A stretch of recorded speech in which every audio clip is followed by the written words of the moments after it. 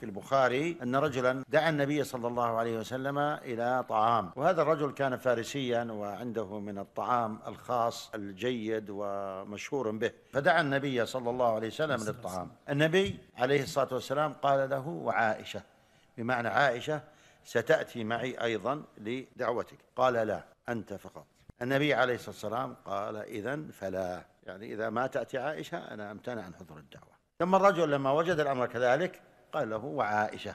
ثم بعد ذلك ذهب النبي صلى الله عليه وسلم مع عائشة وأكل من ذلك الصحابي ولبى تلك الدعوة. انظروا كيف لم يستجب تلك الدعوة إلا بصحبة زوجته معه، وترك الدعوة واعتذر، وهو سيد الأنبياء والمرسلين. وأين هؤلاء الذين يتكلمون عن دين الإسلام وعن المرأة وظلم المرأة وأمور نسأل الله العافية؟ لكن هذا يحتاج منا أن نتعلم العلم الشرعي، نعرف سيرة النبي، نقرأ حديث النبي صلى الله عليه وسلم، وفيها خير عظيم كبير